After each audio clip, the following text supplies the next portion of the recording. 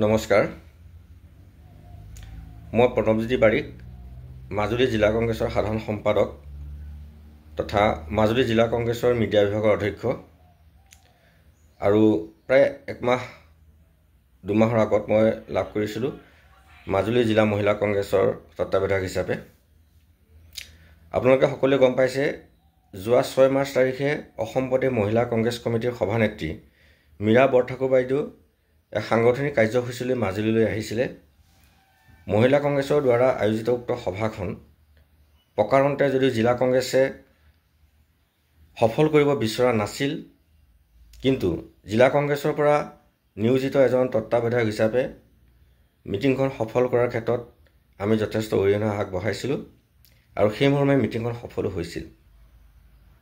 কিন্তু যিসকল জিলা কংগ্ৰেছৰ বিষয়ববীয়াই উক্ত সভাখন সফল হোৱাটো বিচৰা নাছিল, তেওঁলোকে মই মিটিংখন সফল কৰাৰ বাবে ক্ষুণ্ণ হৈ যোৱাকালি মোক জিলা কংগ্ৰেছৰ মহিলা যি তত্ত্বাৱধায়ক হিচাপে দায়িত্ব দিয়া হৈছিল, সেই তত্ত্বাৱধায়কৰ পৰা অব্যাহতি দিয়া হৈছে। তাত বিশেষ মোক ক'বলগীয়া একো নাই, সাংগঠনিক ৰদবদল কৰাটো এটা ডাঙৰ কথা নহয়। কিন্তু কম দিনৰ ভিতৰত দায়িত্ব লাভ কৰাৰ পিছত এখন বিশেষ সভা, অসম প্ৰদেশ মহিলা কংগ্ৰেছ কমিটিৰ সভানেত্ৰী মহোদয়া অহাৰ যোনখন সভা, সেই সভাখন সফল কৰাৰ লগে লগে মোক অব্যাহতি দিয়াটো মোৰ কাৰণে দুখৰ লগতে এটা লজ্জাৰ বিষয় হিচাপে মই পৰিগণিত হৈছে। যিহেতু আমি ব্যক্তিৰ স্বাৰ্থৰ ওপৰত গৈ দলৰ স্বাৰ্থত সদায় কাম কৰি আহিছোঁ। 80 দশকৰ পৰা মোৰ ঘৰখনে কংগ্ৰেছ দলক সমৰ্থন কৰি আহিছে। কংগ্ৰেছ দলৰ কাৰণে যথেষ্ট ত্যাগ স্বীকাৰ কৰিছে। অসম আন্দোলনৰ সময়ত মোৰ পিতৃ প্ৰয়াত ডিম্বেশ্বৰ বাৰিক ডাঙৰীয়াই তেখেতে আলফা আৰু ছাত্ৰ সন্থাৰ বিভিন্ন ঘাত প্ৰতিঘাত সহ্য কৰি তেওঁলোকে কংগ্ৰেছ দলৰ নেতৃত্ব বহন কৰি আহিছিল। তৎসত্ত্বেও আজি আমাৰ কংগ্ৰেছৰ যি সাংগঠনিক দুৰ্বলতা, সেই সাংগঠনিক দুৰ্বলতা লাহে লাহে জনমানসৰ ভাল হ'বলৈ আহি আছে। আৰু তেনে ক্ষেত্ৰত কিছু সংখ্যক ব্যক্তিয়ে যেতিয়া আমাৰ সাংগঠনিক তৎপৰতাক তেওঁলোকে সহজভাৱে ল'ব পৰা নাই, দলৰ উত্থানটো তেওঁলোকে মনে প্ৰাণে বিচৰা নাই, গতিকে তেনে ব্যক্তিৰ মাজত আজি দলৰ বিষয়বাবলৈ কাম কৰাটো উপযুক্ত উচিত বুলি মই ভবা নাই। সেয়েহে মই জিলা কংগ্ৰেছে দিয়া সেই সমূহ দায়িত্বৰ পৰা মই আজিৰ তাৰিখৰ পৰা অব্যাহতি ল'ব বিচাৰিছোঁ। তাৰ অৰ্থ এইটো নহয় যে মই কংগ্ৰেছৰ পৰা অব্যাহতি লৈছোঁ, কাৰণ কংগ্ৰেছ আমাৰ শিৰাই আছে।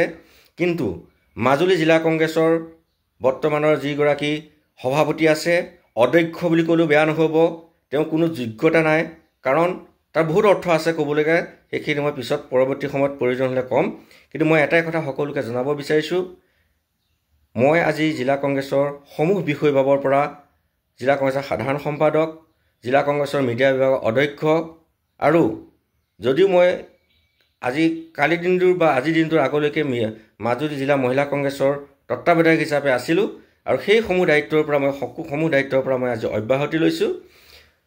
মই কংগ্ৰেছ পৰিয়ালৰ নিষ্ঠাৱান যিসকল কৰ্মকৰ্তা আছে তেওঁলোকক বিনম্ৰভাৱে অনুৰোধ জনাম, মোৰ কংগ্ৰেছ দল অথবা আপোনালোকৰ দৰে থকা নিষ্ঠাৱান কৰ্মকৰ্তাসকলক লৈ কোনো আক্ষেপ নাই। যিকোনো সময়ত ব্যক্তি বিশেষে যদি মোৰ কিবা সহায়ৰ প্ৰয়োজন হয়, তাত মই সদায় আছোঁ। আপোনালোকে দলৰ হৈ কাম কৰি থাকক। কিন্তু মইহে অনুভৱ কৰিছোঁ মই জিলা কংগ্ৰেছৰ বিষয়বাব লৈ থকাক লৈ কোনো যোগ্য নহয়। অৱশ্যে মই ইয়াৰ মাজতে আপোনালোকক আৰু এটা কথা ক'ব লাগিব যে জিলা কংগ্ৰেছৰ বিষয়বাব লোৱাৰ আগত মই কংগ্ৰেছ দলৰ কাৰণে কি দায়িত্বভাৰ লাভ কৰিছিলোঁ। 2010 চনত অসমত প্ৰথমবাৰৰ কাৰণে NSUI ইলেকশ্যন হৈছিল, আৰু সেই ইলেকশ্যনত মই যোৰহাট জিলা অবিভক্ত মাজুলীৰ সৈতে যোৰহাট জিলাৰ NSUI প্ৰশাসনিক সাধাৰণ হিচাপে নিৰ্বাচিত হৈছিলোঁ। ইয়াৰ পৰৱৰ্তী সময়ত মই লখিমপুৰ লোকসভা যুৱ কংগ্ৰেছ কমিটিৰ সাধাৰণ সম্পাদক হিচাপে নিযুক্তি লাভ কৰিছিলোঁ। তাৰ পৰৱৰ্তী সময়ত নিৰ্বাচনকেন্দ্ৰিকভাৱে লখিমপুৰ লোকসভাৰ যুৱ কংগ্ৰেছ কমিটিৰ সম্পাদক, তাৰপিছত সাধাৰণ সম্পাদক হিচাপে দায়িত্ব লাভ কৰাৰ পিছত মই অসম প্ৰদেশ যুৱ কংগ্ৰেছৰ সম্পাদক হিচাপেও কাম কৰিছিলোঁ। তাৰপিছত মই অনুভৱ কৰিছিলোঁ যে মাজুলী সমষ্টিৰ বাহিৰত মই যিমানেই কাম নকৰোঁ কিয়, কিন্তু মই মাজুলী সমষ্টিৰ কংগ্ৰেছ কৰ্মকৰ্তাসকল বা দলৰ কাৰণে কিছু কাম কৰাৰ প্ৰয়োজন আছে। সেয়েহে মই পুনৰ মাজুলী জিলা কংগ্ৰেছ কমিটিলৈ ঘূৰি আহিছিলোঁ আৰু সেই মৰ্মে মই কাম কৰি আছিলোঁ।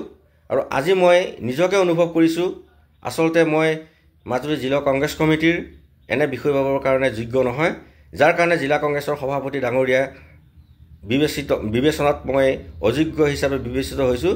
সেয়ে মই শ্ৰদ্ধা সহকাৰে আৰু আন্তৰিকতাৰে সমূহ দায়িত্বৰ পৰা আজি অব্যাহতি লৈছোঁ আৰু এই অব্যাহতি পত্ৰ মই কিছু সময়ৰ পিছতেই মই জিলা কংগ্ৰেছৰ বিষয়ববীয়া অসম প্ৰদেশ কংগ্ৰেছৰ বিষয়ববীয়ালৈ মই প্ৰেৰণ কৰিম। ধন্যবাদ।